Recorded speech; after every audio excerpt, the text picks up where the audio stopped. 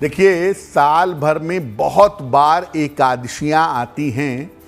लगभग 24 या 26 बार आती हैं एकादशियां साल भर में, और उसमें देवोत्थान एकादशी को सबसे बड़ी एकादशी माना जाता है। ऐसा क्यों है और इसका महत्व क्या है, ये समझते हैं। देखिए, माना जाता है कि भगवान विष्णु आषाढ़ शुक्ल पक्ष की एकादशी को 4 महीने के लिए सो जाते हैं, फिर पुनः कार्तिक शुक्ल एकादशी को अपनी योग निद्रा से जगते हैं। इन 4 महीनों में भगवान विष्णु या देवताओं के सोने की वजह से समस्त मांगलिक कार्य वर्जित होते हैं, समस्त मांगलिक कार्य मना होते हैं। जब देवता यानी भगवान विष्णु जागते हैं तभी कोई मांगलिक कार्य संपन्न होता है। यानी अब देवोत्थान एकादशी आ गई है तो अब शुभ और मंगल कार्य संपन्न होने शुरू होंगे। देवताओं का जागरण होता है इस एकादशी पर, या देवताओं का उत्थान होता है, जिसकी वजह से इसको देवोत्थान एकादशी कहा जाता है। देवोत्थान एकादशी पर उपवास रखने का विशेष महत्व है। कहा जाता है कि देवोत्थान एकादशी पर अगर आप नियम पूर्वक उपवास रखते हैं, पूजा उपासना साधना करते हैं, तो इससे आपको मोक्ष की प्राप्ति होती है। देखिए, मोक्ष पाना या मुक्ति पाना इतना आसान मामला नहीं होता, लेकिन इतना जरूर है कि अगर आप उपवास रखते हैं, उपवास का मतलब, उप का मतलब निकट, वास का मतलब रहना, तो अगर देवोत्थान एकादशी पर आप निरंतर भगवान के नाम का जप करते हैं, उनका ध्यान करते हैं, उनका स्मरण करते हैं, निश्चित रूप से आपके जीवन में शुभता और पवित्रता आती है। साथ ही साथ आपका मन एलिवेट करता है, मन ऊपर की तरफ बढ़ता है, जिससे मुक्ति मोक्ष पाना आपके लिए आसान होता है। देखिए, कार्तिक शुक्ल एकादशी को देवोत्थान एकादशी का पर्व मनाते हैं, और कार्तिक शुक्ल द्वादशी को तुलसी विवाह का पर्व मनाते हैं। दोनों ही भगवान विष्णु से जुड़े हुए हैं, कनेक्टेड हैं। माना जाता है कि भगवान विष्णु ने छल से तुलसी का वरण किया था, इसीलिए उनको शिला हो जाने का, पत्थर हो जाने का शाप मिला, और तब से भगवान विष्णु शालिग्राम के रूप में रहते हैं। शालिग्राम यानी शिला के रूप में विद्यमान रहते हैं, और इसीलिए शालिग्राम के रूप में भगवान विष्णु का विवाह तुलसी के साथ कराया जाता है। तो ये जो एक पर्व है, ये बहुत बड़ा पर्व है तुलसी विवाह का। उसमें शालिग्राम रूपी भगवान विष्णु का विवाह माता तुलसी के साथ कराया जाता है। भगवान विष्णु को तुलसी सर्वाधिक प्रिय है, इसीलिए जब आप भगवान विष्णु की उपासना करते हैं, उनको भोग लगाते हैं, नैवेद्य अर्पित करते हैं, जल देते हैं, तो उसमें तुलसी के पत्ते डालना जरूरी होता है। केवल तुलसी दल अर्पित करने से भी भगवान को प्रसन्न किया जाता है। यानी अगर आपके पास धूप, दीप, मिठाई सामग्रियां नहीं हैं, केवल 2 पत्ते तुलसी के आप भगवान विष्णु को अर्पित करें और उनसे प्रार्थना करें, तो भगवान विष्णु की कृपा आपको प्राप्त होगी। देखिए, तुलसी एक बड़ा पवित्र पौधा है, और तुलसी एक औषधीय पौधा है। इसका रहना हमारे जीवन के लिए जरूरी है, इसीलिए इसको धर्म के साथ जोड़ा गया है। इसके पीछे प्रकृति की रक्षा की संभावना है, और ऐसा माना जाता है कि तुलसी के संपर्क में रहने से, उसकी पूजा उपासना करने से वैवाहिक सुख की प्राप्ति होती है।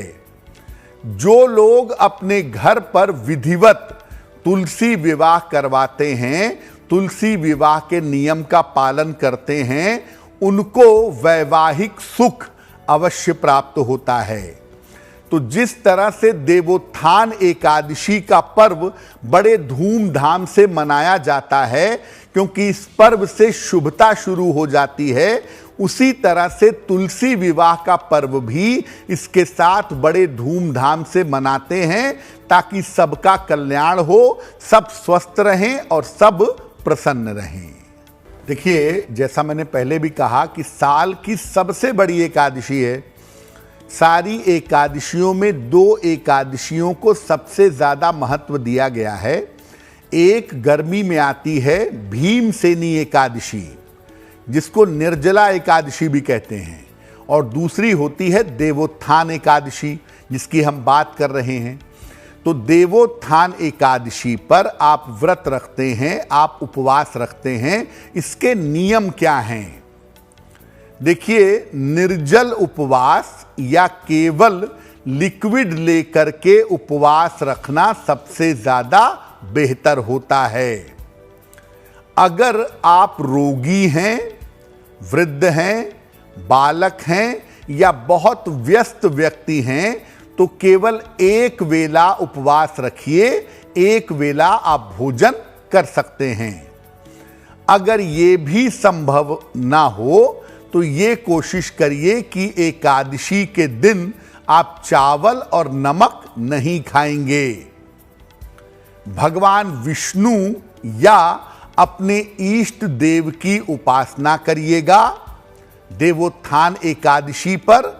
और तामसिक भोजन आपने व्रत रखा हो न रखा हो, तामसिक भोजन प्याज, लहसुन, मांस, मदिरा और बासी भोजन, ये आपको बिल्कुल भी नहीं खाना चाहिए।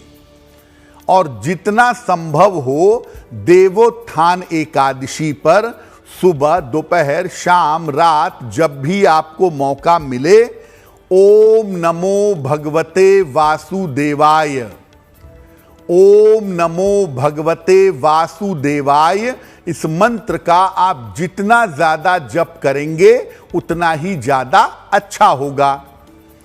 भगवान विष्णु के बड़े सारे मंत्र हैं।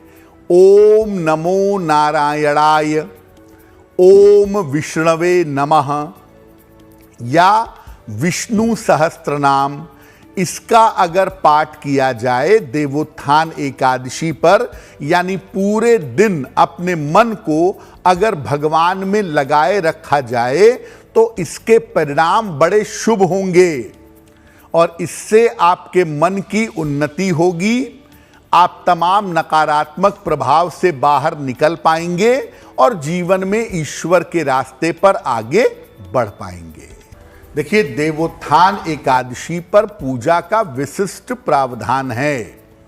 विशेष एकादशी है तो विशेष पूजा भी देवोत्थान एकादशी पर की जाती है। गन्ने का एक मंडप अपने घर के बीचों बीच में बनाइए। आंगन है तो वहां ठीक है, नहीं तो घर में बीच में गन्ने का मंडप बनाइए और इसके बीच में चौक बनाइए। चौक के मध्य में चाहें तो भगवान विष्णु का चित्र या उनकी मूर्ति रख सकते हैं। इस चौक के साथ भगवान के चरण चिन्ह बनाए जाते हैं, जिनको किसी बर्तन से या पीले कपड़े से ढक दिया जाता है। भगवान को गन्ना, सिंघाड़ा और फल मिठाई समर्पित किया जाता है।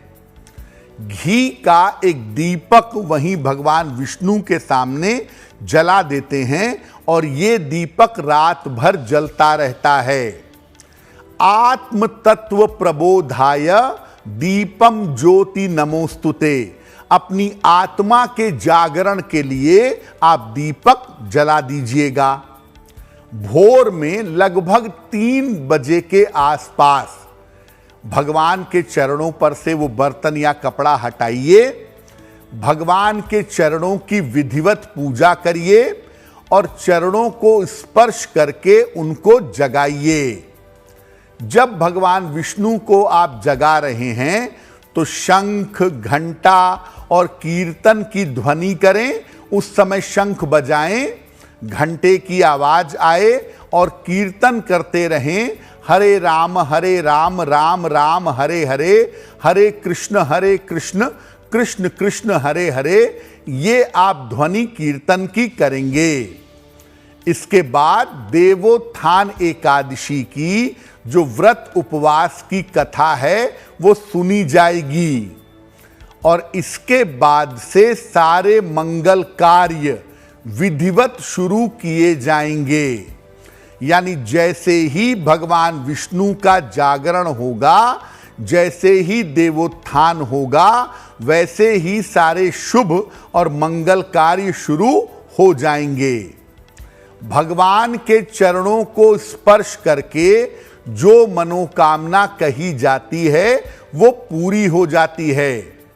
आप ये मत समझिए कि जो चौक के बगल में आपने उनके चरणों का चित्र बनाया है वो केवल चित्र है। जब आप भावना के साथ उसको स्पर्श करेंगे तो आप ये समझिए कि आप स्वयं भगवान विष्णु के चरण स्पर्श कर रहे हैं और उसके बाद आप जो प्रार्थना करेंगे, जो मनोकामना आप कहेंगे, वो प्रार्थना, वो मनोकामना आपकी पूरी होगी।